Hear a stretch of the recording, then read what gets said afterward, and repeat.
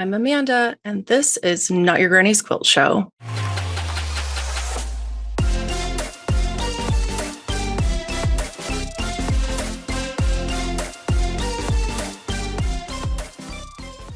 Welcome to today's episode, everybody. I'm so happy you're here.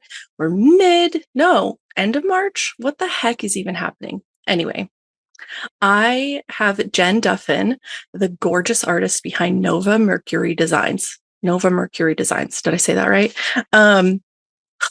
She does fiber weaving and painting, and she sells her work. She does commissions, custom commissions. So if you want a custom woven piece for your home or your office or wherever, she does that. She's based out of Canada in Montreal, and she started in 2016.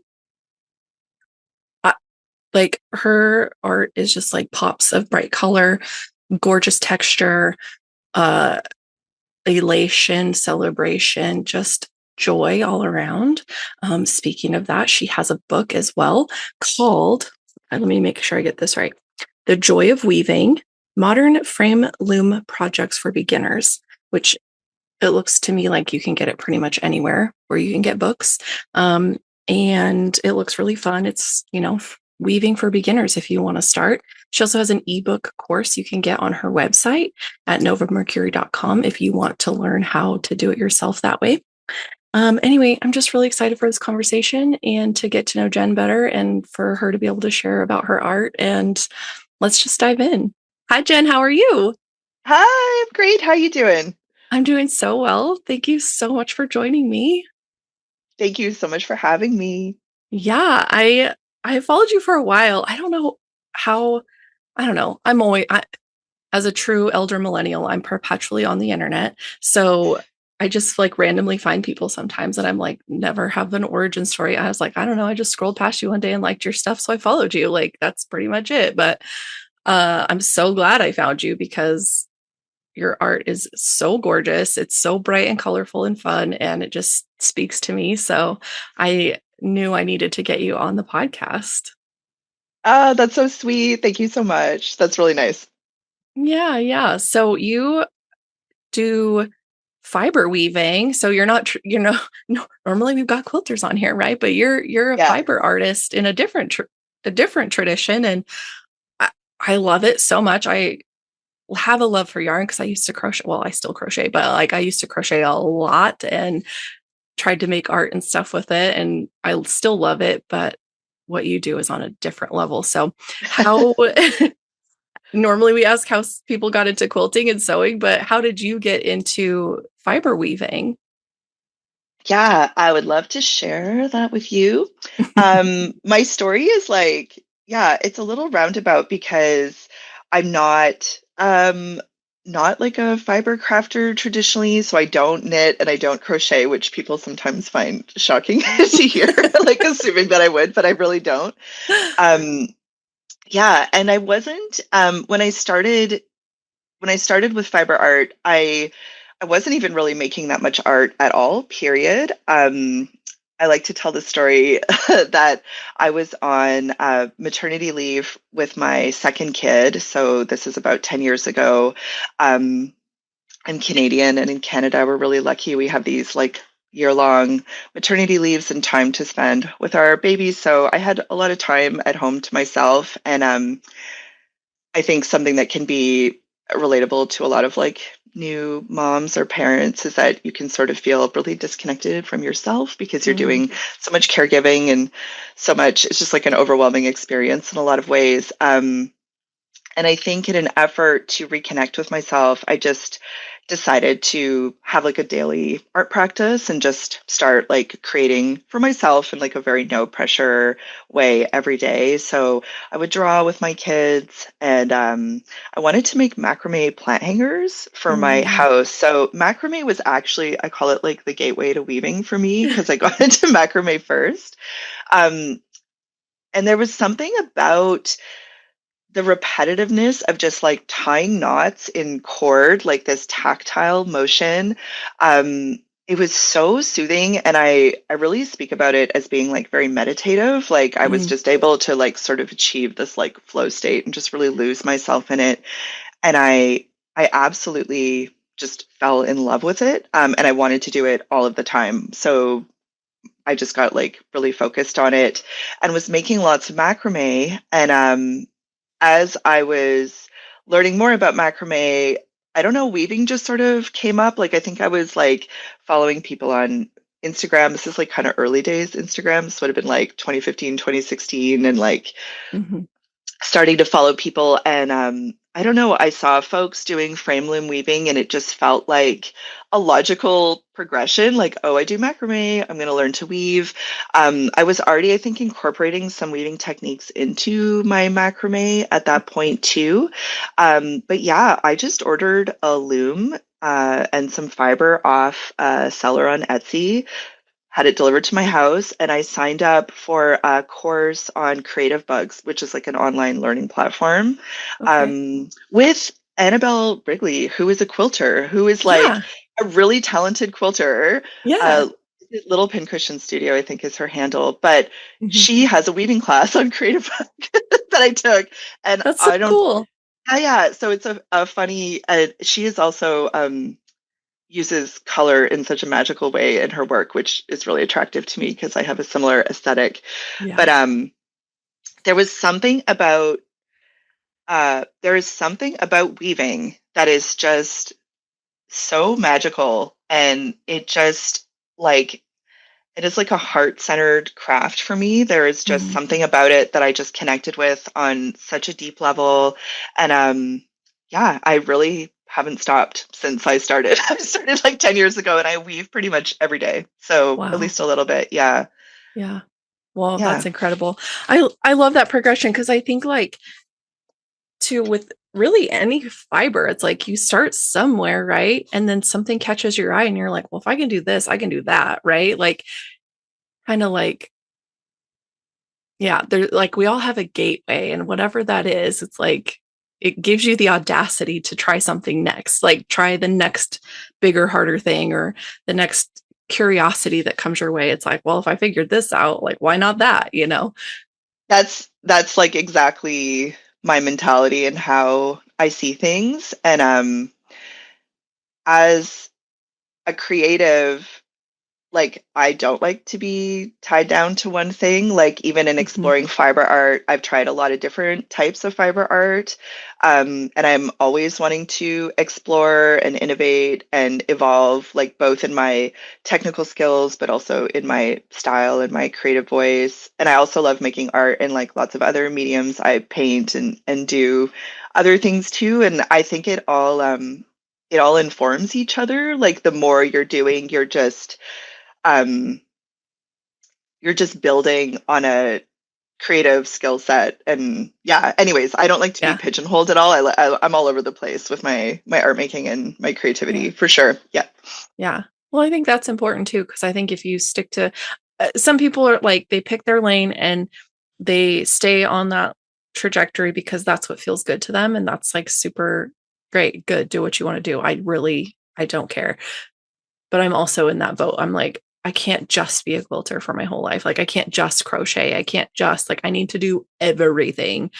Yeah. So, I'm like always wanting to try new stuff, or I'll like get a wild hair and I'm like, what if I did this and did that? Like, what if I put this with that? Like trying to like mix different ideas and or else I'll get inspired by something and be like, but what if I added this and did this too to make it different? Like, uh, but I also grew up in a very creative household where my mom was constantly doing stuff. Like, so I think that helped Yeah. because I had I had an influence of like what it looks like to have that audacity and to have that creative kind of like, ooh, this looks fun. Let's try it, you know? I think that's it. It's like I love that you keep using the word audacity. I think that's such a great word that doesn't get used enough. But also like why not, right? Like Yeah. yeah, we're just given this one life. Like do your thing. Mhm. Yeah. Do and I think you're speaking to like a sense of just like curiosity too, Mhm. right? Which I think is such a thing that like as adults sometimes I think we can lose a little bit in our lives, and it's fun to watch kids because I feel like kids are just like endlessly curious and like Hmm. endless wanting to learn and pick things up, and Yeah. sometimes in our adult lives we can kind of get stuck in our ways, or stepping out of our Hmm. comfort zone can feel not as comfortable. But I think um yeah, I think like if you can keep that curiosity about your creative self in your life, that's a really nice like thread to follow along. Yeah. Yeah. I I think too, for me specifically, like grew up very religious and very like, this is the right and wrong way to do things. And so I had a ton of anxiety, like I'm for sure going to hell because I can't be good enough ever. And once I became a teacher and kind of like started questioning, well, I had started questioning way before that, but like I guess solidifying kind of the way that I wanted to see the world, or the way that felt more natural and right in my perspective to see the world. Hmm. It opened up that idea to curiosity, like that's more important than anything. And losing that curiosity is what keeps us bottled up and, stuck and with our heads down and just like grinding for corporations and like, you know, functioning keeping this society functioning the way it is. And it doesn't work for everybody. But like, if I'm going to sit there and preach at my students that curiosity is so important, and I'm in an inquiry based school where the whole flow is to help like show the kids how to like ask relevant questions and then use their kind of like their curiosity to guide them in within the parameters I set, with the standards and Hmm. that the unit theme or whatever. I was like, oh, I need to do this for myself too. Like if I'm going to tell these 8-year-olds to do it, I got to do it too. And so that push really like changed my whole world, really, because I was such a like, oh, tight box. Like I got to do everything the right way or I'm going to die. And like, That's so that's so interesting that yeah. like yeah, your teaching in an elementary school sort of shifted your Hmm. perspective. I Yeah. mean, I don't know that I would have like I'm a parent. I have two kids, and like I don't know that I would have reconnected with my artistry if I didn't have kids. In some Yeah. ways, like I was really creative as a child. Like Mhm. I always just say like I was born an artist, but I think all children are artists. Like I think we're all born like super creative beings.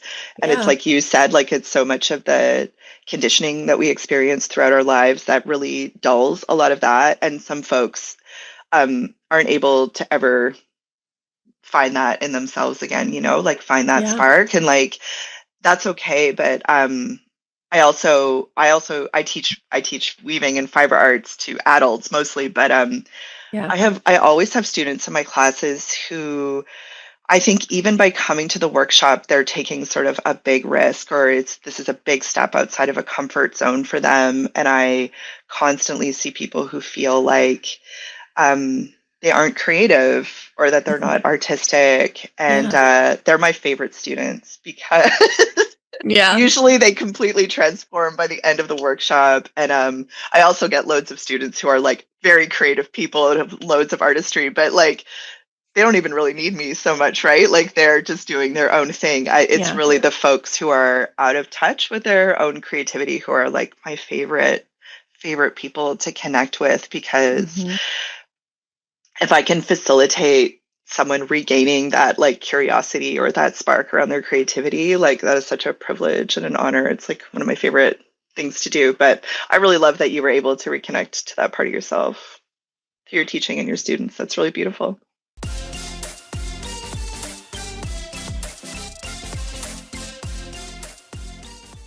Thank you. Yeah.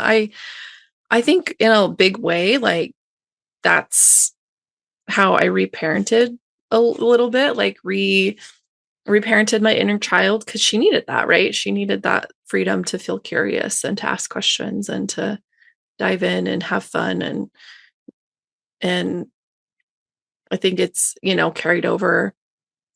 It's like I got, elementary education, math or undergrad, and then I got my master's degree in educational technology with a certificate in games and simulation. So I was like, Whoa. yeah, playing Minecraft and like making, digital learning tools and doing all this stuff. And then I quit teaching. I was like, I got my degree and like did one more year of school and then I quit because I was just like, this is untenable for me. And went full time into the quilting and um Wow. yeah, crazy. But and I was like, what am I going to do? I'm like, I have a teaching degree. I can't just like be a quilter. And my husband was like, well, why not? And I was like, right, he's changed careers like 5 times. So uh I should take advice from him because he's always like, I don't like that anymore. I'm going to do something else. And I'm like, oh, okay. Which I'm always like, yeah, go for it. You've only got this while. I'm like, I'm telling him all this stuff, but I can't do that for myself. Like, that seems crazy. So, anyway, but there are things like that, like my curiosity and my willingness to kind of play and figure stuff out. And those themes kind of transfer. So, I Oh, know. absolutely. Yeah. Anyway, And just giving yourself permission to yeah. like follow your bliss and your passion and what excites you and Yeah. interests you. Like when I started doing this, like I like when I first started like dabbling in fiber arts and picking up this creative practice, like I hadn't been making art for over 20 years, Mm, like if not more. And when I say like I was making art, I'm talking about like elementary through high school is like when I made art. And I made art prolifically as a young person, like constantly. I think it mm, was how I processed like the world, right? yeah. And but then I stopped for a really long time and Mm, I didn't make any art at all, which is really strange to think about now.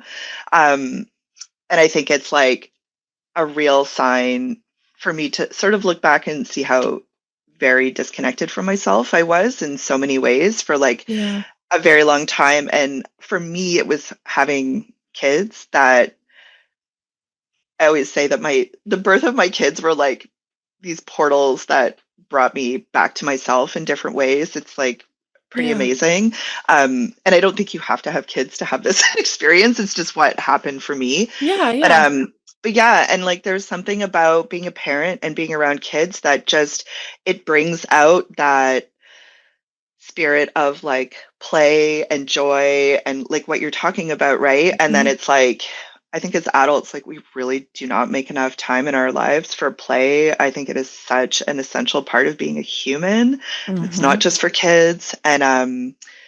And whatever play means to you, I think that's just something that like brings you joy, like lights you up, like where you go Yeah. into that flow state, you like experience that like euphoria, you just feel really happy. Like I think as Yeah. creative people and artists, like we know what that feels like. You can Mhm. access that feeling in your body pretty easily. But Mhm. I don't know where I was going with this anymore. I've totally lost my train of thought. Well, But you were just saying that like because you didn't make art for so long, like once you had kids and like realizing that like you hadn't made art, that's kind of what brought it back into your life was like, yes. yeah, Yeah, and that spirit of like play and joy yeah, and just um carving out like time for that in your day, like even if right, you schedule it like whatever, like that's actually what I did. I would often wait till my kids went to bed and then I would like set a timer for like 30 minutes and just be like, okay, 30 minutes me time, I'm just going to sit down with a sketchbook, draw whatever, no pressure. You don't have to yeah, be creating anything with purpose, like it's just the act of doing it, I think, is so important. It's really, hmm, yeah, yeah, like essential. But like, I almost feel like once I restarted and I reconnected to myself in that way, I feel like it was like this switch in my brain just got like flipped on and now I can't like shut it off. It's just like yeah, want to make art all the time. So it's really yeah, interesting how that happened too. But yeah, yeah, now that it's back in my life, I will like never lose that again. And I try to yeah, make everything in my life an art project, like everything I do. Yeah. yeah. Yeah. Why not? I think that's kind of funny. Like I was telling you, I didn't birth my own children, but I have stepsons that I've been in their lives for the majority of their lives. So like it, but just, and being a teacher, being around kids, like I'm the oldest, so all my siblings are younger than me, all my cousins are younger than me, like, but getting to be around kids is like, I think partly why I never really lost touch with my inner child or like that joyful play self. There's definitely times where I like lost it a little, but I think ultimately because my career and all this stuff, I was always around kids and looking for ways to engage them to like, I didn't lose that, I guess, per se, but I also think like part of the like having your own kids and like raising children, you look at them and go, why would I ever try to squash your light? Like, why would I would never want you to lose that. So, what can I do as a parent to make that better for you so that you don't ever feel like you have to put that on the shelf? Like, and that's one thing like my husband and I aligned on because I was just like, oh, it was like really hard to hear that like what I wanted to do wasn't serious enough or what I wanted to do wasn't going to get me anywhere. Like Yeah. I was being silly or frivolous. Like, fuck that. Like that was rude. I would never tell my kids that, To like, say the least, yes. right. So, like, Yeah. even in that sense, like, uh, that feeling of like, no, I never want to be that person. I never want to dull that for you. So, like, how do I shift out of what maybe would be like kind of default? Like, I don't know, you better find something serious to do with your life and instead encourage, like, find a way to work that in even if it's just a hobby, like you don't have to make your career like us millennials like to do, um, monetize our hobbies, but like find a way to keep it in your life forever, like never ever lose that sense of silliness and play and yeah, it's so important. And I think you can see it in people who don't have it. They're just like sad, and our society suffers for it. You can see it in the way as a whole, our mental health and our physical health is so poor because we're not living in a more natural way that's like more natural to us, which is to be curious and to investigate and to commune together and, not all do the same exact Yeah, thing at the same exact absolutely. time. But anyway, uh, my little I I soapbox like tangent. well, I really agree with everything you're saying and yeah, like I'm like, how meta do we want to get with this? I'm like, I As might meta need as another you want. coffee, but Yeah. yeah, I'm just like, I feel like we're at like a very pivotal time for Hmm. humanity right now, clearly. Like, we're all feeling that, and I would be remiss not to address it in a conversation talking about this. But um, I feel really hopeful that we are going to get our ish Yeah. together and Yeah. get back to who we are. This Yeah. isn't who we are. Like, it's No. not. Yeah, it's not. Yeah. And I think um like looking to the things like we're talking about, like um creativity as inspiration, like play as inspiration, like Hmm. reconnecting with your inner child, bringing this like light and joy to the world right now, I think is really important. I think these are deeply human qualities that we need to be like celebrating and shouting from the rooftops and sharing with each other and being in community because that's our Yeah. light. Like, that's why we're here. We're creative beings. Like, Hmm. I don't believe that. I know it, So, Yeah.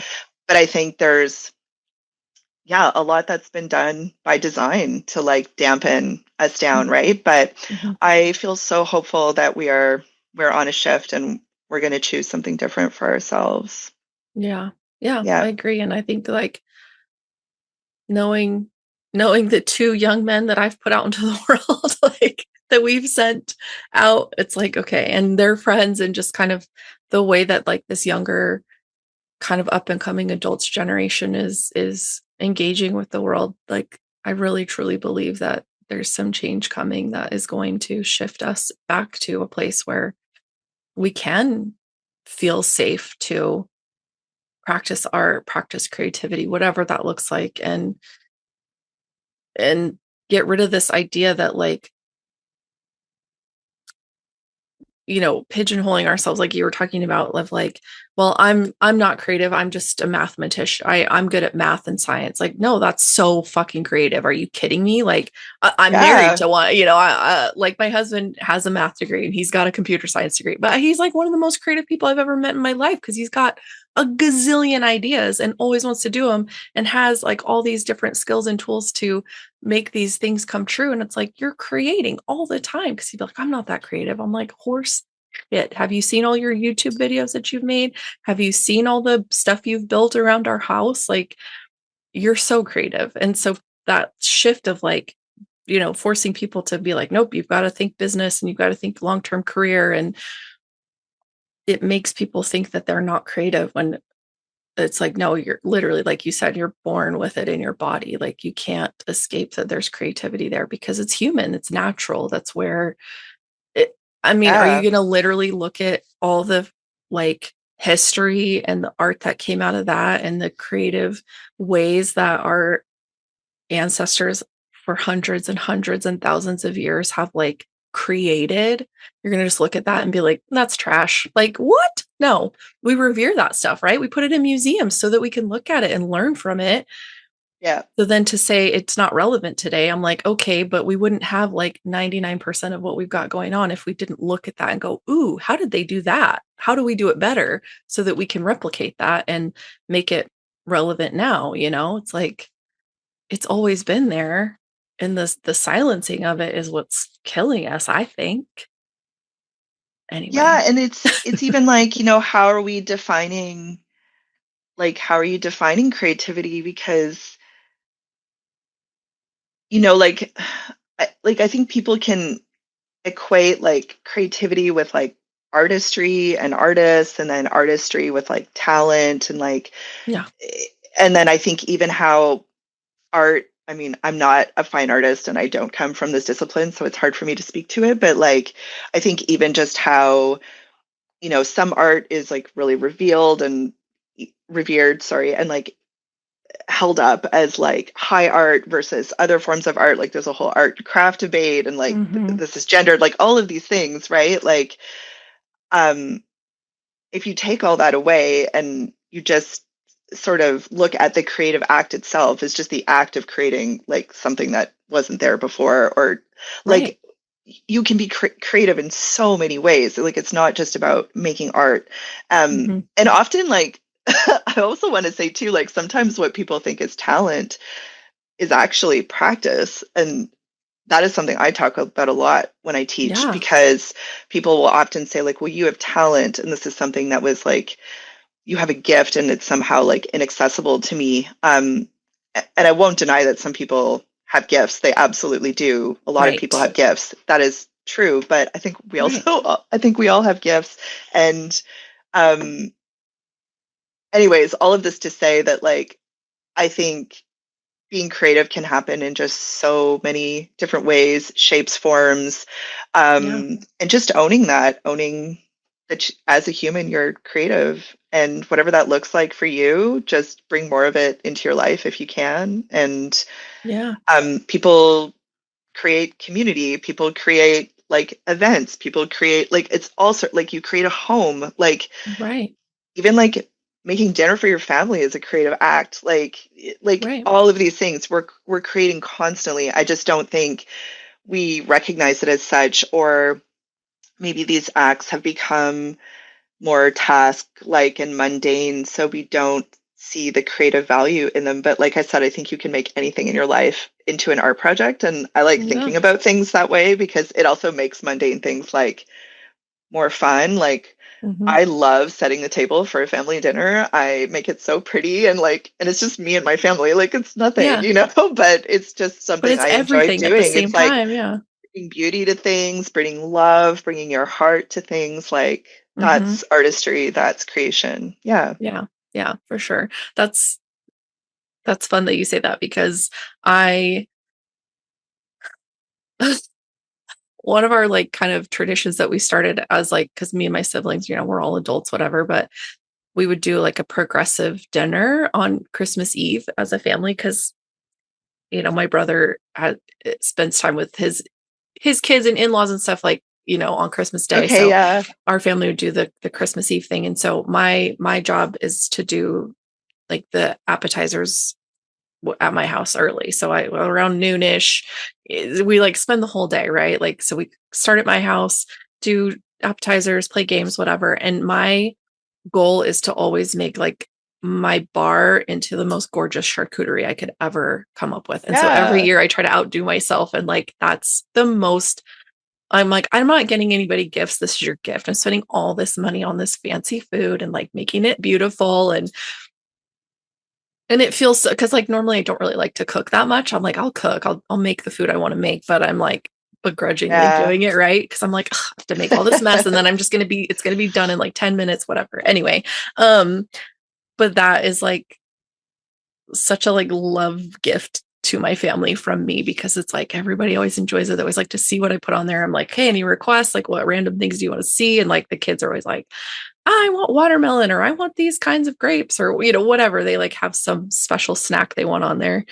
And uh I won't ever let them have hot Cheetos or Takis on it because that's gross. But I'm like, no, not on here. You can have them, just not on the charcuterie board. But anyway, so that is fun. It's like a way I can like have fun and Yeah, absolutely. not really have to Yeah. cook anything, but put something beautiful together that's like I get to share with my family. So anyway, Yeah, for sure. um, enough about me. Um, okay, so you started your creative practice as a way to connect back with yourself as a mom, not new because you had your first kid, right? Already, who was Yeah, my first still kid was young. 4. My Okay. oldest was 4, yeah, at Yeah. that time. Okay. So, but still, like, I mean, that's new. That's new. Only Yes, four. yeah. That's not very Yeah. long to be a mom. And how quickly did you go from just creating for yourself to sharing, teaching, selling? What was that trajectory for you?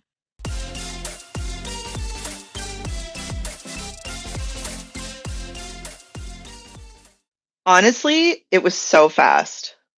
It was Okay. like almost immediate. It was very Okay. strange. It's strange to talk about it now because like I think if someone was asking me for advice, like I don't know that I would ever advise that anyone else do what I did, but I have to say that I was really just like following my intuition. Mm-hmm. So Yeah. I started making plant hangers like for myself. Um, and I was on maternity leave, so I had a job I was supposed to go back to. I was working as a grant writer in the music industry Oh, okay. prior to doing this. That was the job I had. But I'm like your husband. I change jobs like every 5 years. I like to do lots of different things, and Yeah. I'm Why not? very neurodivergent in case you haven't guessed already. But so like to change focus, like to just I like to do a lot of things and not be nailed down. But Yeah. I had been working that job for a few years, and I like yeah, just didn't feel super excited about going back to it.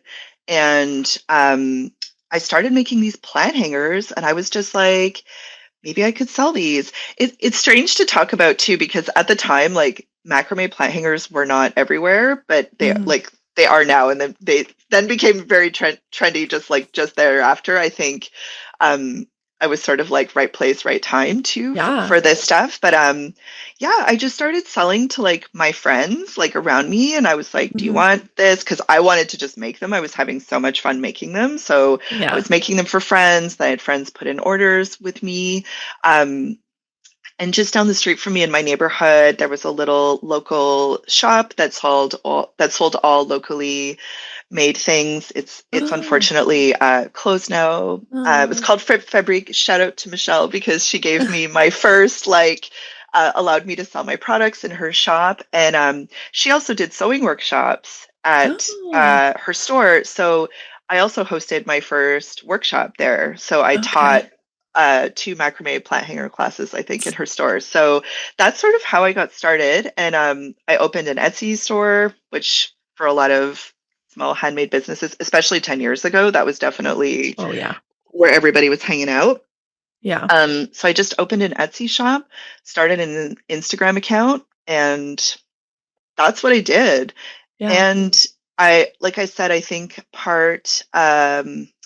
like I think it was like right place, right time. Like I think I started doing this work just sort of as the fiber arts trend was taking off because, as we Yeah. all know, like shortly thereafter, it sort of exploded and became Yeah. very popular in like home decor world. Yeah. Um, yeah, and I just kept. I transitioned from making. I made macrame and weaving for like a few years, and then I dropped the macrame completely, and I just shifted into making more like fine art Hmm. pieces for I make a lot of my own pieces, like just whatever I want to make, I weave and sell, but I do a lot of client commissions too. So Hmm. I started getting commissions from folks, and I feel like my business just grew really organically. Like I just Yeah. kind of kept putting one foot in front of the other, trying to grow my business. I really didn't know what I was doing in a Mm. lot of ways. Like I just kind of figured it out as I went. Yeah. I didn't really have anyone helping me. I did it just on my own. I Hmm. something I should say is I worked in retail for a really long time too Hmm. when I was younger, and I worked in retail management for years. So I did have an idea of like how to run a business, especially like around um, customer service and Hmm. like dealing with clients and stuff. Like that's something I felt really comfortable doing. Yeah. Um, but yeah, I'm really self-taught in everything I do. I just Yeah. learned lots of practice, a lot of trial and error. But I've had like such beautiful opportunities coming out of doing this. I mean, I've sold like hundreds of pieces to people all over the world, which blows my mind every day. I love collaborating with my collectors on like custom pieces, but I've also done some like online classes. I got to write a book 2 years ago and publish a book, Yeah. which was so exciting. Not something I ever really thought I would do. And Yeah. yeah, all of the teaching I've done over the years, all of the workshops and retreats has been like a real highlight because I work by myself so much of the time. Like you, we were talking about this just before we Yeah. started recording, but I spend all day, every day alone with myself in my Yeah. studio. Well, I have my dog Luba is with me most days, so she's my studio mate, but Yeah. um, she's good company, but she sleeps most of the Yeah. time. Yeah. So yeah, so connecting with other people where I can is really nice. But Yeah. yeah, that's sort of how it happened, but I just I don't know what it was. I just had a voice in my head 10 years ago telling me to take this leap and that this is what I was supposed to do, and I just Yeah. followed that voice, and yeah, it Yeah. just kind of kept going. Yeah, it's really paid off.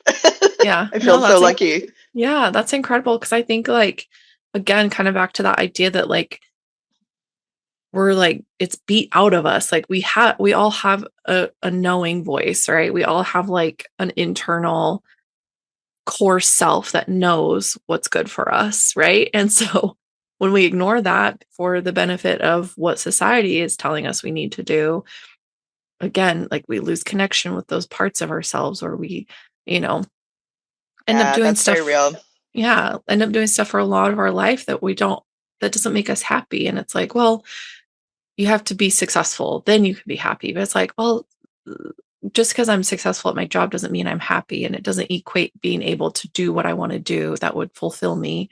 And so, like, like you being in a privileged enough position to be able to step away and go, I'm going to give quilting a full time shot. Like, we already had the business with my mom and she was running it mostly. So it was just me stepping away from teaching and working with her full time that, you know, gave me the space to be able to do that. And I was like, well, I can always go get another job. Like, I'm highly educated. I've got a master's degree. I worked in retail all through college and, you know, did a lot of stuff. And I've got 8 years of teaching experience. I've done all Mhm. these things, but it's like, is that what's feeding my soul? And I think when you tap in and listen to that core self, that's like telling you what Yeah, is right. It's like, and you have the space to be able to try it. It's like so worth it, I think. And again, at the end of the day, if I had to go get a different job, okay, I have to go get a different job. Do I want to? No, but like my family surviving is more important than me sewing fabric all day when push comes to shove, but we've been able to make it work. So, Absolutely. Like, yeah, you just said so many things that are so relatable. And like, I won't get into my whole life story, but like, I've definitely had a life where like, large parts of who I am were not accepted by my family for like a very long time. And that's something that's like, I'm 48 and it's taken me this long. Like, I'm still working on this with myself, right? So, mhm, um, that type of programming can be so difficult to overcome. mhm, But there's something like for myself personally, anyways, where I feel really lucky, where I feel like I've just had this very strong sense of who I am my whole life that I've been able to like hold on to. And I do think I went through a period where I lost the plot for a bit and I went on a mhm, detour. But I also think in retrospect, when you look back at your life, all of those things make sense. And I needed to go on that path to get to where I am today. Like, I know people say this kind of stuff all the time and it sounds so cliche, but like, I really believe in my life, anyways, everything I've experienced has led me to this point, and I don't think I would have gotten here with the clarity that I have now without mhm, having had those experiences. mhm, Um, and I think there was so much in what you just said, but something that stands out to me a lot, because I think about this a lot, is like ideas around success, especially people maybe from our generation, how we were raised. I'm a little bit older than mhm, you, but we probably grew up with like a lot of the same sort of um, benchmarks for mhm. success in society, right? Like what we were Yeah. expected to do. Because, like, in our generation, it was like you graduated high school, you were expected to go right into post secondary school and like have a Mhm, career and like all of these things. And mhm, I've lived a unconventional life in so many ways my whole life. And I'm not someone who fits into those margins, nor do I want to. Like, mhm. I absolutely don't. And that's been Yeah. pretty clear to me most of my life is I'm not Yeah. somebody who like colors inside the lines, and I'm fine with that. But Yeah. I also think like definitions of success are like deeply personal, and like Mhm. having this like blanket idea of what success is, and that's, obviously connected to like monetary wealth or Right. something like that. But for me, that's not what success is. And Yeah. like, I don't, I also will say that like, I need to make a living from what I do. I do not do this as a hobby. Like, my Yeah. work feeds my family, pays my rent, pays my bills, and it has been Mhm. really difficult to be like a working artist sometimes financially. Like, that's not an easy thing. Yeah. But um, doing this for a living has allowed me to, well, I think I'm really lucky in the sense that it's allowed me to like stay true to who I am in a lot of ways and Mhm. like be myself, and I get to express myself in the world, and that is a real privilege.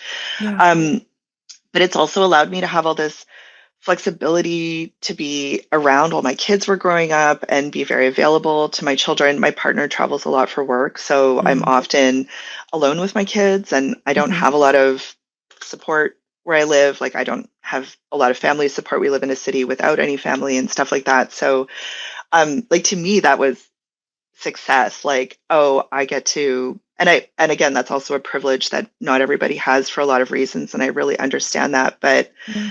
I guess what I'm trying to say is, I've been maybe willing to like live without certain things or live an unconventional life to um, have other things in my life that have felt really important to me.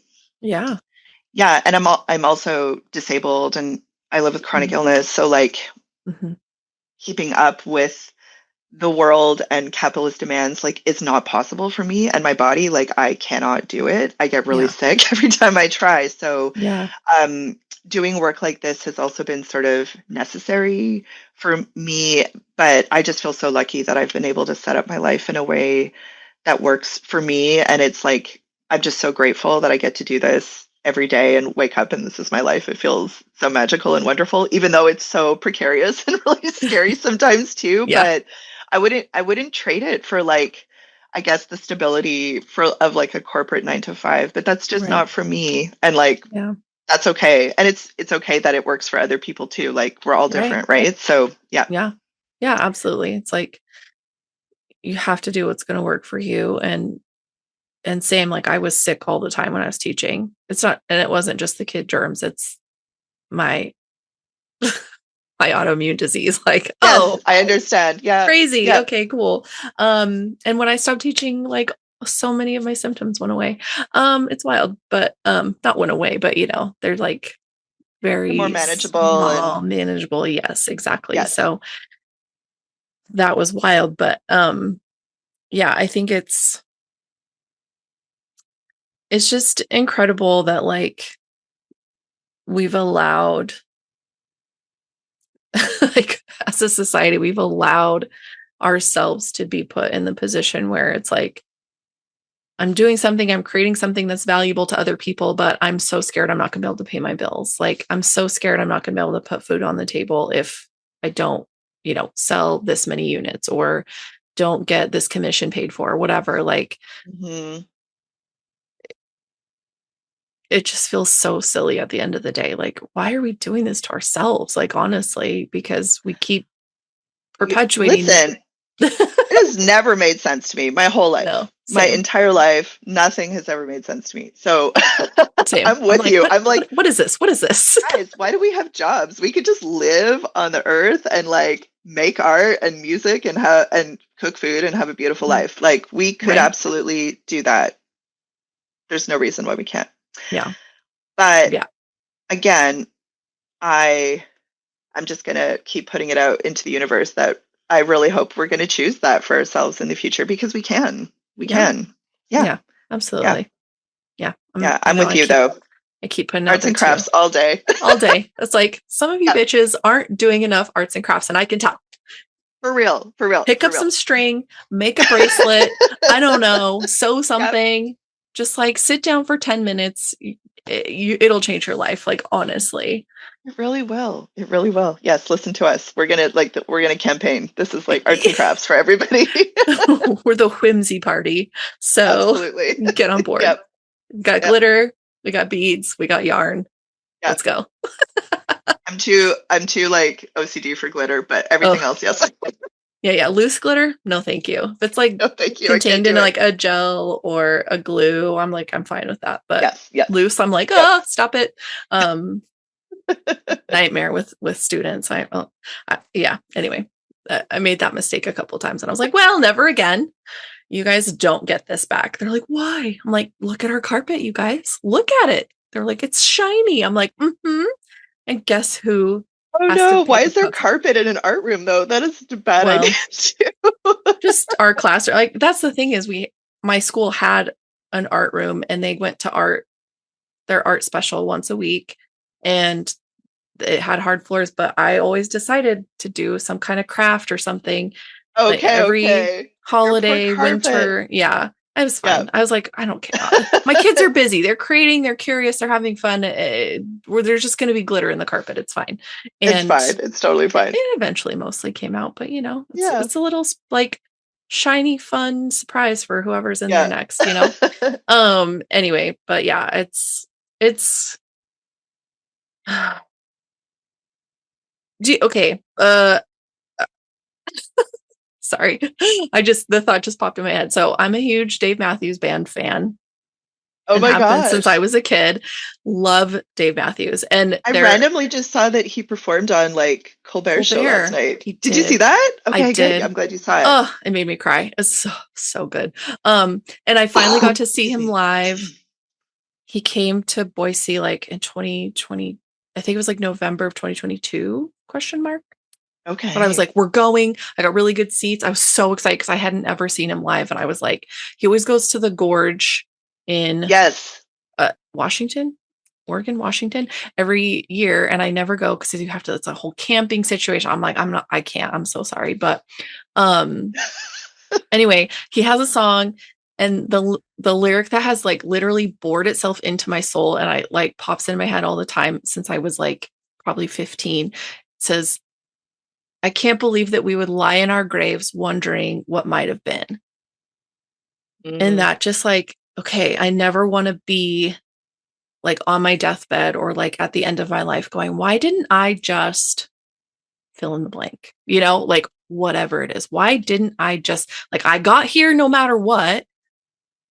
I'm in Yep. this position no matter what. Why didn't I just try whatever, insert your activity here?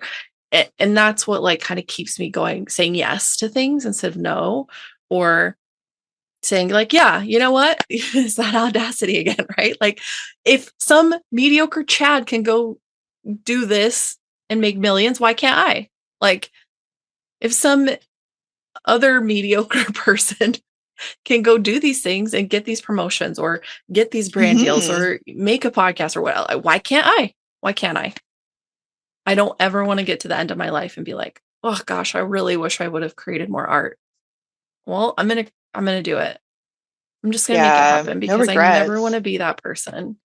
That I never want to just like, yeah, get to the end and be like, God, I really wish I would have, whatever. So anyway, that just popped in my head because it's like, why keep wondering what could have been when you can make it happen, or at least in some capacity, right? Yeah, and I think if you have like if there is a desire to do something in you, like what a shame to not honor that for yourself, like Mm-hmm. because of what I don't know, people don't do things for like a lot of reasons, right? But I think often it's like an insecurity or a fear. Like I think fear underlies so much Oh, of why we don't do things. yeah. Um, and it's not that like you shouldn't be afraid, but it's like be afraid and do the thing anyways, because Mm-hmm. that in my experience, it's always where the growth happens. Like you're Absolutely. just not going to grow as a person unless you get out of your comfort zone and do things that make you feel uncomfortable. Um, Mm-hmm. that was a very like sweeping blanket statement I just made, but I think for the most part, it's really true. Like It is. There's I studies think, behind it. Like it's brain science, like truly. yeah. And being It, scared to me is a sign that you should do it. Like yeah, often if I'm afraid to do something, I'm like, oh crap, no, like I really have to do it now. Cause like I'm exactly. afraid, right? So Exactly. Yeah. yeah, do the thing, even do it Yeah. scared. Because Mm-hmm. you'll be glad that you did. Mm-hmm. And like, I find often too, I go into the like, I identified as a very anxious person. I like Mm-hmm. lived with a lot of anxiety in my life, and I actually don't have that much anxiety anymore. Same. Um, Same.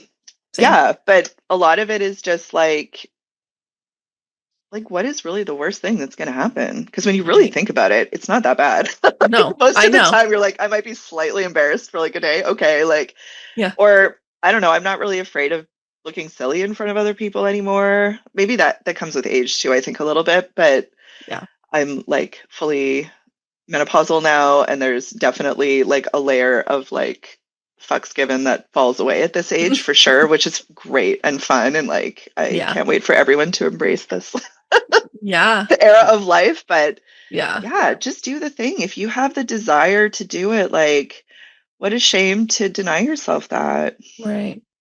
Right. And who cares if Really. it feels indulgent? Like we've been tricked into thinking certain things are so indulgent or like are frivolous or unnecessary when it's like you're literally feeling it for a reason. Like there's something within you that wants to do that thing. And so Yeah, and what are like really what are who is you it doing? hurting? Like the Who is billionaires are indulgent. Like the rest of us, no, we're fine.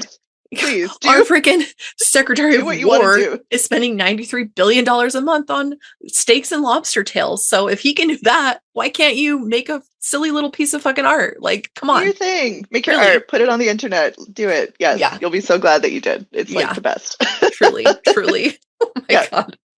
Ugh. Yeah. It's that literally like is such fuel for me. I'm like, if these bozos in our government can do this dumb shit they're doing and call it necessary for the world to operate, I'm not sure why the Pentagon needs millions of dollars in steaks and lobster tails. But I'm gonna I'm gonna They definitely embroider don't. I'm gonna They embroider don't the need phrases it. I want onto some fabric and I'm gonna turn them into stuff and I'm it's gonna be fine. And Absolutely. I'm gonna make the quilts I want to make, and I'm gonna long arm the stuff I want to long arm, and I'm gonna talk to the people I want to talk to, and not talk to the people I don't want to talk to, and Yep. I'm gonna live the life I want to live because what the fuck? So Yeah. that's where I'm at these days, and I think I'm fully in the perimenopause. Like I'm on my way, and the fucks are falling. They're falling away. So it's Well, And you just like, you're not going to be for everybody. I No. think we live with this sense of like, like we need to make like everybody happy or be palatable for everyone, or like Right. Judy down the street needs to like us. Like she doesn't. It's okay. Like it's okay. We're all not for everybody. We're all not going to Right. see things the same way. Um, and I think like we're clearly living in a time where there's so much divisiveness. A lot of it's Hmm. manufactured, honestly, and I don't even think it's that real. I think what we see online isn't like a real reflection of how people are day to day in their communities. Right. But where am I going with this again? This is also part of the menopause. My train of thought just goes whoop. But Yes. Yeah. yeah, like you don't have to be everything for everybody. So like You can't be. take that pressure off yourself too. Like if you are, I'm just thinking about people who are maybe afraid to put themselves out there. Like Yeah. don't, and your people will find you. Hmm. You are like a little energetic beacon, and when you put your light out into the world, like people will find your light who are attracted to your light, and like the people Yeah. who aren't won't.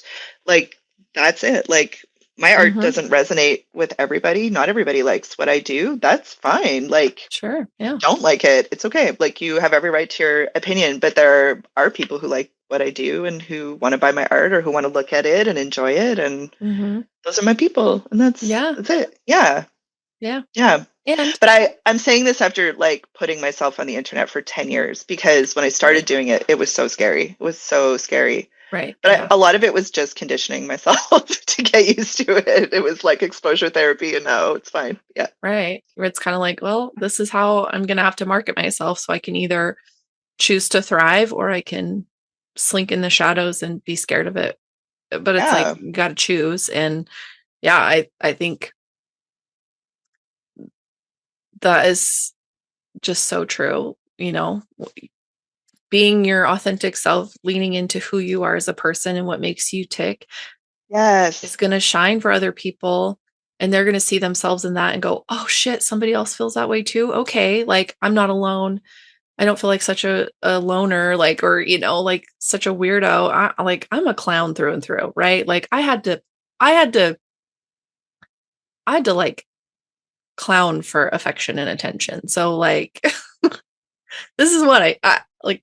I'm always gonna be a Yeah. weirdo. I'm always gonna Yeah. be Yeah. like a clown, and I just had to like really get comfortable with that, putting myself out there, being like, well, this is just who I am, and if people don't like it, like you don't have to. I'm not asking you to. I'm saying if you like it, stick around. If you don't, then move on. That's okay. I'm not here for you then. Like that's all right. You can be mad at me, but I'm still gonna make what I make at the end of the day because it's really for me, doing it for me.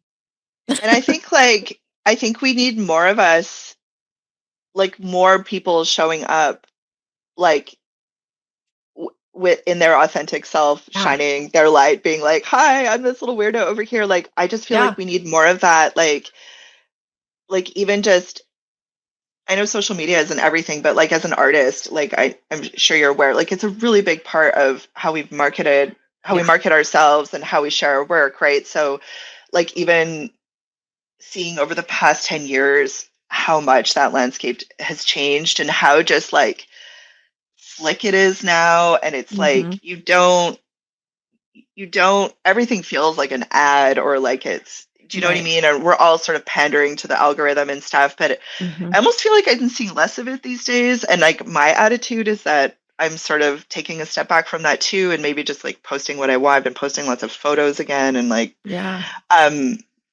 but there's this real like authenticity missing from it now, I find, where 10 years ago I felt like I really was connecting with people, I was connecting with creators, with artists, what they were doing, and now I don't even see the people I follow most of the time, and like Yeah.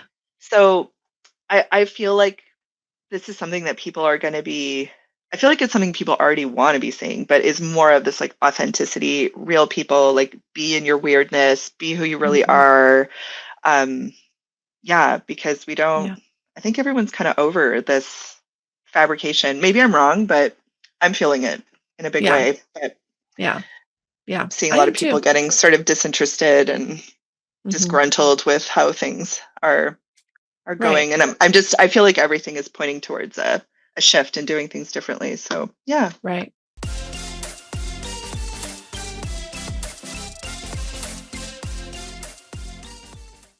No, I agree with you. And I think that, you know, the curated, super stylized, perfect imagery is not really what people want to see because it feels Yeah, it's this alienating. kind of stuff. It just feels so like there's a real cognitive dissonance happening right now, I think, between yeah, like that kind of stuff and then what's actually Hmm. happening in the Yeah. world. Like there's such an Right. incongruence. So Right. yeah. Yeah. And with everything being it's like you try to scroll and like find what your friends are doing or the people that you care about are doing. And every other post is an ad or, something being sold to you. And it's like, can I just scroll without being sold something for 2 seconds? Or can I just engage with the people I want to see for, 5 minutes without having to be sold something? And um, I spend some time on the Threads app, and like one of the things that people were loving about it is that it's kind of where people go to be a little unhinged. It's like,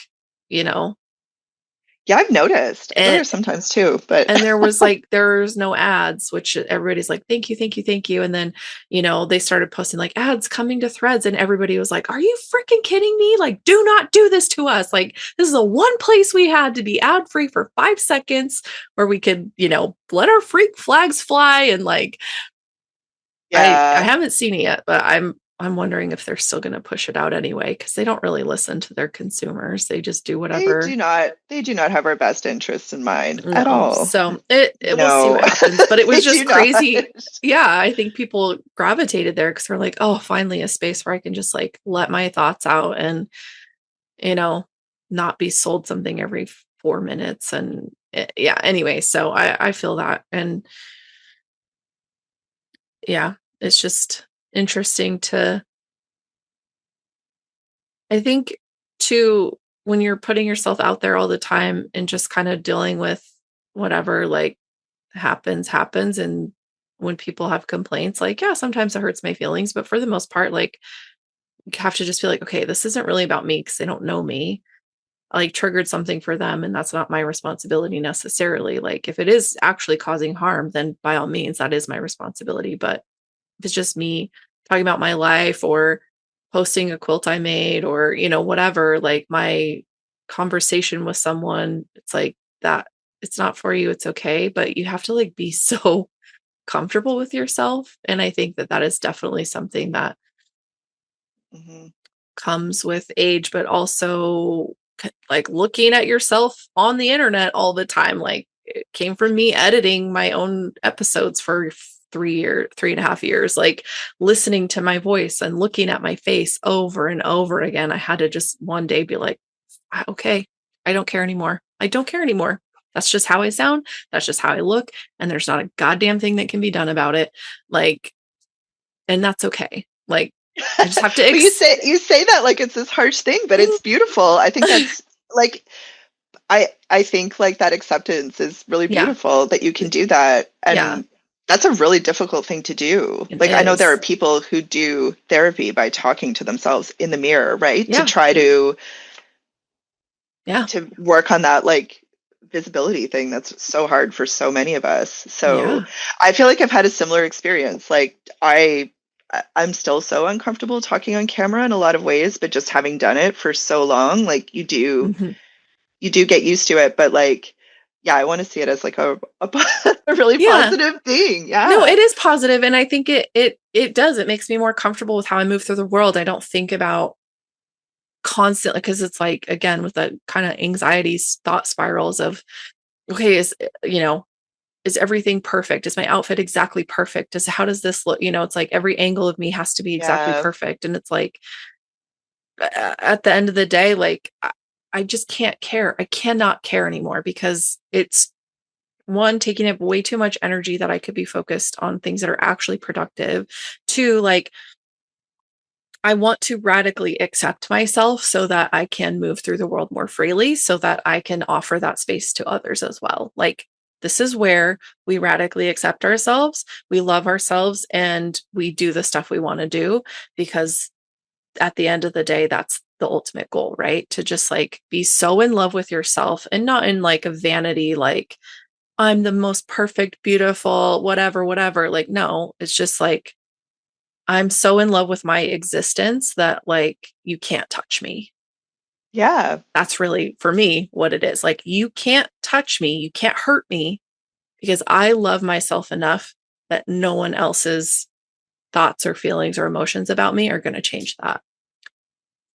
That's like end game stuff. Yeah. That's I truly, still work on it every day. that's like final boss level. Final boss, right? I know. I'm like in the mirror, Yeah. like, listen, ho, you're going to love yourself today. Okay. But I think it's fair to say like that it's a process, and that's not like It's not it's not a linear. state that you like achieve and then you just stay there, right? Like it takes constant work and self-examination, and Mm-hmm. something I've been like leaning into a lot at this point in my life is like really practicing like a lot of compassion and non-judgment towards other people, Mm-hmm. which is like something we're very programmed to do, is Yeah. judge each other and pass judgment. And like that doesn't have to be a harsh thing, but it can just be even like little micro judgments of ourselves, Right. of others, and really trying to like embody a non-judgmental perspective Yeah. is, oh, it's so eye-opening. Like I, by no, like it's very much a practice for me to do this all the time, but I find because Yeah. it sort of bounces back onto how you see yourself too, because Mm-hmm. once you start judging others or you catch yourself doing it, because we all do it, and then Right. yeah. Anyways, it's been it just made me think of what you were just saying. I think it's a Yeah. really interesting practice to try. If you're not Yeah. already, try practicing some non-judgment in your life about Right. everything. It's really, yeah, it'll kind of Yeah. rock your world. But Yeah. yeah. Try living with a therapist. Okay. Oh, I'll my like say dream, some, honestly. I know. Psychology is a special interest of mine. So I like, Yeah. yeah, I've it's my pipe dream to be a therapist. I would love to do that. Yeah. So I love just do psychology it. so much. Yeah. Fascinating. Yeah. Yeah. Yeah. Maybe one day. I've learned Considered so it. much. Yeah. I've learned so much just through what he's learning. Cause it's like, he'd come home from class. I'd be like, okay, what was class about? And he'd talk about it and we'd read stuff together and like, you know, oh, this What is article and more this. interesting than humans? We're Right, so interesting. exactly. And I'm like, oh, Yeah. okay. So shifting because, again, kind of coming from like a very judgmental people, my family, trying to shift that into like, oh, I'm just curious. I'm being curious. I'm wondering about their life and not trying to shift it out of judgment. And there are things I judge, like if you're doing stuff or like supporting anti human rights or like, I'm going to judge you forever. Okay. I have my limits, but for the majority, for the majority of stuff that's going on, it, I was shifted like, oh, I'm curious about this person. I want to know what their life is like. It's not coming from a judgy place. I have a curiosity again, leaning into that curiosity. And Yeah. so, and then, I'll say something like, whatever. I'll place a judgment on the reasons why somebody did something. And my husband's like, you're making a lot of assumptions. And I'm like, listen, sir, like, don't therapize me right now. We are in our own home. That is a boundary. I mean, yeah. Anyway, but it has been interesting and led me to, through my own therapy and with my therapist. And then also just like doing a ton of learning on my own, like leaning into certain things. And I still have Mhm. I still have a lot of work to do. I still have a lot of work to do. So I don't want anybody to like conflate that with me thinking I'm perfect because I'm not. I'm not. I just Well, nobody is, have right? come It's so like far. Yeah. yeah. I have come But so far. there's nothing wrong with acknowledging the progress You you've made, have to. right? You Because have that's to.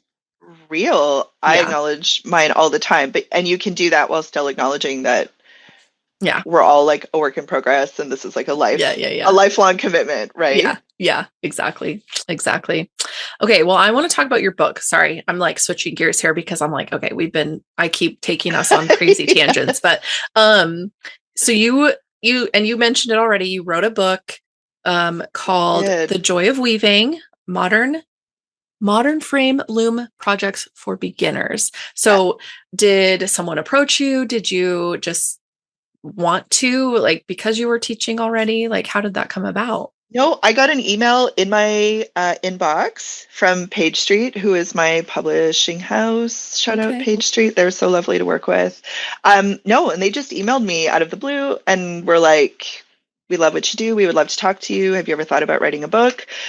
Which I hadn't really ever thought about, but um, it was like an immediate full body yes when I got the email. I was like, oh, this is something I absolutely want to do. And I was so Yeah. excited to be asked. So I jumped right into like conversations with them about it. Something that is interesting is that they reached out to me about the book in like late February 2020. So I was negotiating the Okay. book deal like right as pandemic stuff was hitting, which was, as you know, a super wild time. Yeah. Um, so that was kind of nuts because it like, anyways, I don't need to talk about that, but my book took me like a long time to write. It took me almost like I got offered the book deal in 2020 and the book was published in 2024. So Okay. it took me a long time. When they first Yeah. approached me, they were like 4 to 6 months. And I was like, I don't think I can do that. Yeah. Um, so I negotiated a longer contract and they were so gracious with me, like, so gracious. It took me so Yeah. long. I struggled with the most intense imposter syndrome perfectionism Mm, writing that book. I'll be really honest with you. It was such a struggle to write for me in so many ways. My self doubt became so overwhelming in that process. yeah. I really got my head around it. Um, and it's a real shame because I think uh, I wish that hadn't been my experience in writing it, I guess. But I think it's a great book though. I think I wrote it for my students. Like I had spent so many years teaching. And so when I was writing the book, when I was thinking about it, I really was trying to think about it like, well, what do I teach in my classes? What do people really want to learn from me the most? And I Yeah. structured the book like I structure my workshop. So the book is sort of divided into two parts, where the first half is sort of more of just a general overview of frame loom weaving. It introduces you to the craft, the tools, the materials. It gives you like a basic overview of some sort of like main techniques and stitches. And I like it because the first half of the book sort of is a great like quick reference. Like if you need to just Mm, go back and check like, oh, how do I do this one particular technique? You can go just find a little like that one section. okay. And I tried to include all of my best like tips, tricks, hints, like if you're struggling, if you're having this issue, this might be why. So like I really just tried to put like my brain on the page and like how I work Yeah. through my process. And then the second half of the book is 12 patterns. So they're Oh, okay. patterns you can follow from beginning to end. And I structured it where I tried to create patterns that were all very different, where you would Mhm. learn sort of a different either focus or style or technique in that pattern. So, like, some of them focus on like more geometric shapes and like a flat woven pattern. And then another one will be like a really textural weaving. So, like, I tried to make them all really different basically so that if you work your way through the book and weave the patterns, you'll just get to try a lot of different things because that's Okay. how I learned. And I feel Yeah. like I didn't just learn one style or one technique. I tried a lot of different things which informed my own practice. So Yeah. yeah, that was sort of like my approach in writing the book. And then I include all my favorite like suppliers and resources in the back, which is something that people ask me about a lot. So Yeah. most of those are all small women owned businesses, which I also love to support. Like that is such a great Yeah. thing about the fiber arts community is that there's so many small businesses and we all really support each other and stuff. So Yeah.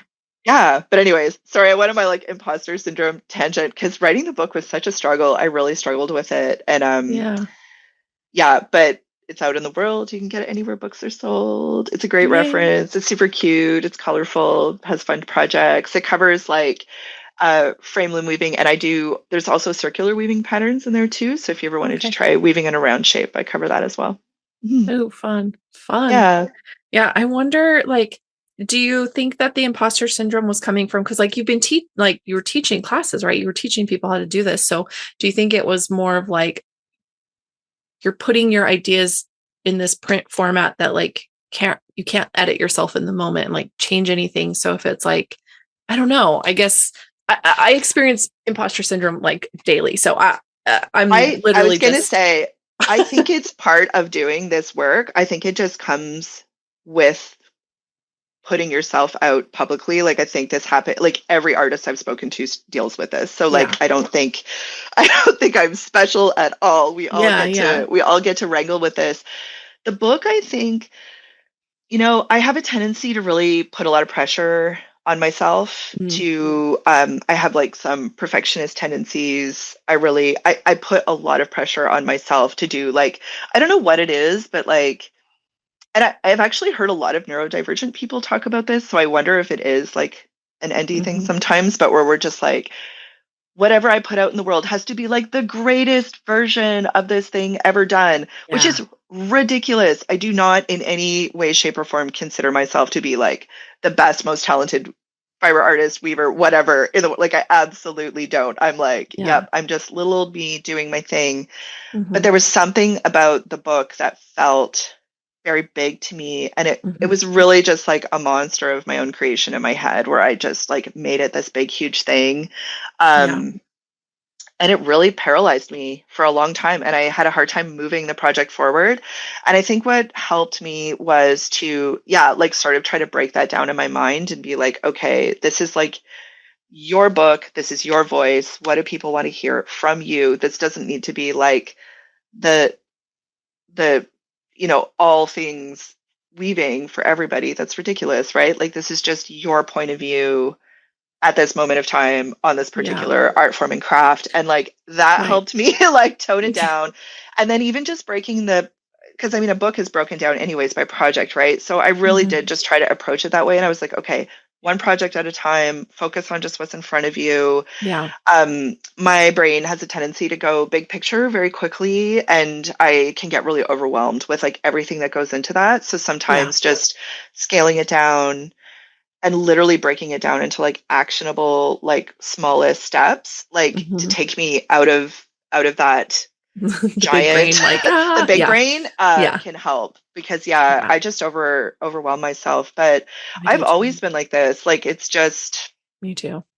how I am. And yeah, I think it's relatable for a lot of artists and creatives. So Yeah. yeah, we should like totally get together and talk about how we overcome our imposter I know. syndrome. Like But it hold seems like hands. such a silly problem to have sometimes too, but it's real. I It's know. really real. Hmm. Yeah. Yeah. That like also helps me when I get there is like, okay, whose voice is telling me that right now? Because it's not me. Oh my God, that is so the question. That is so important. I love that Like you just I said don't that. talk to Yep. myself that way. Whose voice is that telling me that right now? And then once I can identify that, then I'm like, shut up. And then I can kind of move. Then and then it's like, oh right, I know I can make a checklist. I can do that. I can break it down. Like then I remember I have a very similar process of like how I have to do things too. So you're saying all this, I'm like, uh-huh, yep, I do that. Yep, uh-huh, yeah. I And love that. so it I really love that you said that because I think asking that question of yourself and like whose voice is this and so much of the time, like I want to say 100% of the time it's not your voice, it's not you. no. Would Yeah. you ever talk to yourself? Like, look, and that's what I have to think too, is like, okay, if I imagine little me and I look at her in the face, would I ever say that to her? Yeah. No, never.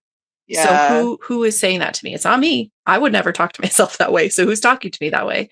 Oh my gosh. Ugh, Can I show change. you something? Yes, please do. We have a camera, but I'm just sitting at my studio desk, but I have pictures Ah, of myself as a kid my taped up gosh. around my studio for this exact reason. Whenever I need a reminder of like who I'm doing this for, this is Yeah. who My Little Pony set, because like my Oh, aesthetic has not changed my whole life, guys. It's the no, same. that's perfect. I know I'm like, if you ever, yeah, saw me as a kid, I was always in like the most colorful outfit I could find. I always had like the most colorful toys and yeah, anyway. So I'm like, well, this is just who Yeah, I am. I'm just a yeah, color yeah. girl. Like all my quilts are very big, bold print color, tulip pink, like all the big, bright ruby star, I We love didn't even it. talk about color, which I is know. like such a point of inspiration I for know. me. But it's just like I don't even think about it. It's just but that's the thing, like from when I was a child, I was very, very attracted to like rainbow hues, saturated tones, Hmm. um light, like color in nature. Like it's always been there for me. So Hmm. like even as an adult, I make rainbow art, but like Yeah. it just lights my brain on fire. I don't know what it is. Makes me so Same. happy. Yep. Same. Yeah. Yep. Yeah. That's literally like I literally saw like one post from you and I was like, I need to follow her. I need to know this person because it literally like tickled my brain in such a good way. And I was like, oh, I love it. It's absolutely like an energetic thing, and I think that's Hmm. how I find my audience. And like it's so cool for me because like I know how I feel making my art, and I know like yeah, like I kind of just feel like it just comes through me and comes Yeah. out, and like there it is. And I don't know, I'll like expect anyone else to resonate with it. Like it's my art, but like it's so interesting to me that I just get messages from people and they talk about how my art makes them feel. And Hmm. I just love that. It makes me so happy. Like it's the best, biggest and best compliment because it isn't like I get visually and aesthetically, it can be really beautiful too, but Right. so much of the time people talk to me about how they feel and like that's how I relate to my own art. So Yeah. yeah, that's just like the best compliment I could get. But the color is just such a It's embodied everything. thing for me. It's like, Hmm. yeah, yeah, yeah. Yeah. It's everything. It's like, why? I don't know. Uh, It's my muse and just yeah. like It's like, people I are like, need what are it. you inspired by? I'm like color combinations. Like what can I put Colors. together Yeah. Yeah. this Yeah. Yeah. way? Like, Yeah, and I've always been like such an eclectic person and like I have like my little tchotchke, like my little knicky knacks and they're all like different theme, color, whatever. But I'm like, I don't care. It makes me happy. Eh, and that's one thing coming into my home that like people will comment on is, oh my gosh, it's so colorful and fun in here. You have such fun. I'm like, yes, thank you so yeah, much like because I just let it my whole be. house looks like this too. It's like, Yeah. yeah, Yeah, I'm like, "Bleh." I want to feel joy in my own home, so I'm going to make it feel joyful to me, and then hopefully yeah, when you step into that, you're going to feel it too because it's being expressed in how things are set up or displayed or whatever. So I just think again, like leaning into who you are and being okay with that and radically accepting yourself, and then letting that shine through whatever you're doing. It's going to attract the people. Your people are going to feel that from you. They're going to feel that energy, and it might make some people uncomfortable, but that's okay. That just means they've got unaddressed shit in their own life that has nothing to do with you, right? But it rainbow also, make you uncomfortable. like, I mean, uh, Yes. yeah, yeah. There's weird people out there who are scared of rainbows for reasons, and it's really dumb. But it's fine. That's their own shit, right? It's not yours. But for people like me who see Yep. it and love it, I'm like, keep it up, keep it up. I want to Yeah. see Well, more of that's it. it. You find your people, right? Like Yep. it resonates with you, and Yeah. Yeah. that's it. Yeah. Absolutely. Absolutely. Totally. Well, I've had such a blast chatting with you and Yeah, it's getting been to so know fun. more about your story and talking about your book and your work. It's so lovely. So you do commissions, right? Are you open? Do you have open commission I spots for do. this year? Yeah. Okay. Later this year. Yeah. Yep. Okay. I do. So there's still availability if anybody wants to commission you for a custom piece of art. You got some art for sale on your website, novamercury.com. I And do. you have an e-course as well. So if people want to learn Yeah, I have an online. e-course on my web store, and I have a course with Domestika too, which is Okay. actually a really great. The Domestika class is really great. Okay. I've just heard some like iffy things about subscribing with them lately, Oh, but I don't really know anything about it. oh, But I that class is good. okay. That's good. Yeah, So if people want to learn from you, they can buy your book anywhere. And just follow along. Go to Nova Mercury on Instagram and look at Jen's art. I'm here to advocate because I love it so much. Do you have any like other projects or other things going on that you want to share with us before we get your tip or piece of advice? I am working on some things, but it's all kind of like behind the scenes, and I'm not quite ready to share. And Okay. no, I'm open for commissions. I want to be making art this year. But yeah, if anybody wants to check out my website, it's just novamercury.com, or my book. Okay. Say hi, come follow me and say hi. Love meeting new Yeah. people. Yeah. Yeah. Okay, great. Well, we're at that time and I would love to know if you have a tip or piece of advice for the listeners. Well, I think based on the conversation we had today, I think my advice is to yeah, bring play and play into your life wherever you can. Like go have some fun, go do something playful and bring that just creative energy and spirit into your life. I went roller Yeah. dancing last night, which is like my happy place. And like, I feel Ah, so good today because that is literally, I went and played for 3 hours and it was, yeah. yeah, I feel like a different person today. So yeah, Good. play in your life, have fun. Yeah, I think just play in general, like it's just so fun and it makes things a lot nicer and it's a way to process out kind of the crap of what's going on and the harder stuff we have to carry. It's like when you've got some play built into your life, it can be transformative. So I'm here with you. I love it. Yeah, and there's so much hard stuff happening Yeah. right now for so many folks. But Yeah. yeah, that saying like joy is resistance, I think is really true. And Hmm. it is resistance. So yeah, lean into it if you can. At least a little Yeah. bit. Yeah. Hmm. Don't let the bastards get you down. For sure. Yeah. Well, thank you again so much. I'm so happy that we took this time today and I'm just so excited to see what you have coming up. Thank you so much for having me. This was such a fun conversation.